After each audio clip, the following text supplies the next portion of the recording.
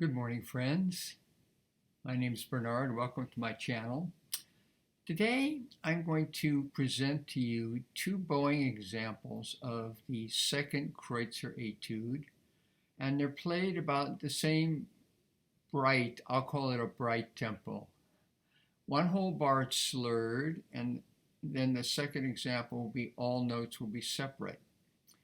To accomplish these bowings effectively and consistently, I have to change some fingerings, inserting shifts and bridges. The valuable lesson here is to add difficulty to the left-hand technique while simplifying the right-hand technique. I use Peter's edition, which has a letter H and a letter I. Otherwise, I'll use measure numbers for reference. I will tell you my left-hand changes. Go ahead, mark them in your part, and study the effect when you play the Etude. So in the first bar, instead of the open E string, I play fourth finger. So I'm playing two notes on the A string and then going to the E string. Same thing in the second bar. In the fifth bar, on the second note is an A, I play a fourth finger, again keeping two notes on the D string, just to avoid any possibility of any kind of squeaking on the open string. Funny, in the third beat, I leave the open A. That works fine. In measure H, at letter H, that's measure 9. The last quarter, it's a D. I shift to third position at that point. Stay in third position until the second beat of measure 10, shift to second position, first finger on the C. Stay there until that fourth beat, first finger B, back to first position there. So I've gone in measure 10 from third position to second position, then to first position. In measure 11, on the fourth beat, I shift to third position. In measure 12, now this one's a little tricky. Because of the way at least my violin works, it works very nicely to start the measure in third position, and then there's a half step shift from the E to F, move up a half step with the third finger.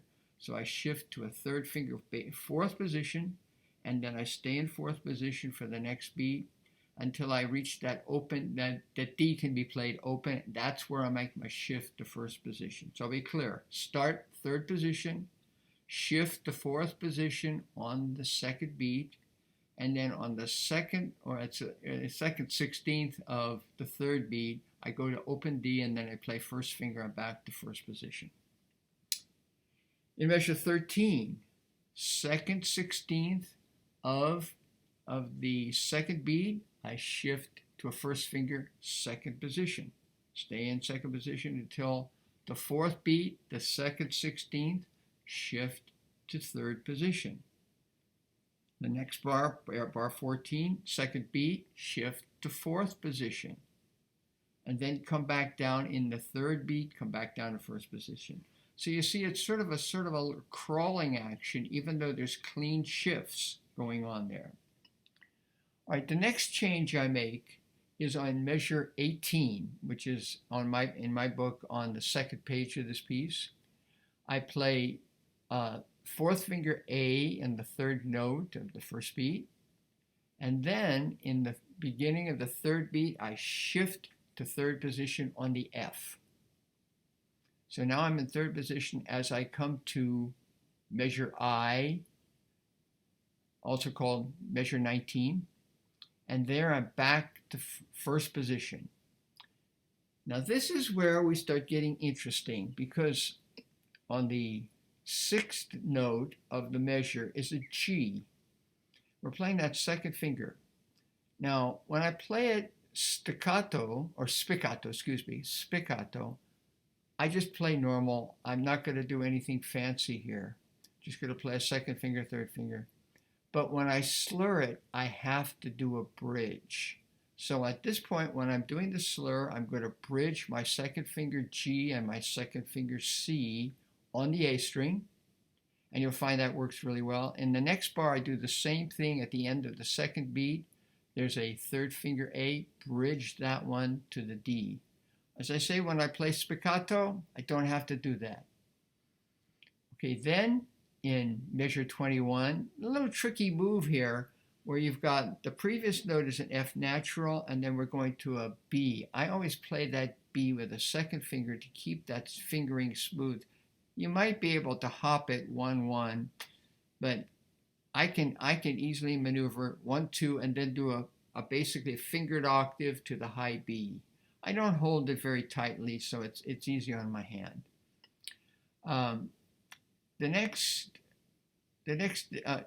change I just make sure of at the end. It's not actually a change in bar 21. At the end of the bar, the last beat, I make sure I start the fourth beat on an open E string. It could be played with a fourth finger, but play that with an open.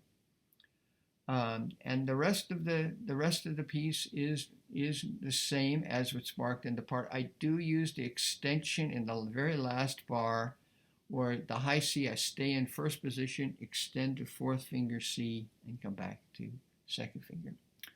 So I hope this is helpful to you so that you could see how we can make adjustments in any kind of music, etudes or solo pieces, where we try to make consistency in the right hand. Sasha Snyder used to always say, he says, the left hand, we can learn the left hand. It's difficult, but doable. He says the right hand, the bowing, is what's always the biggest challenge. And I've taken that to heart, and in this piece I'm giving you an example of how we simplify the right hand technique and we make the left hand technique a little bit more complicated, but it's something we can do. So thank you very much for listening, and I hope you enjoyed this and learned something from this and have your etudes get better and better. So have a great day. If you like the video, give it a thumbs up. And if you haven't subscribed, please do. Have a great day.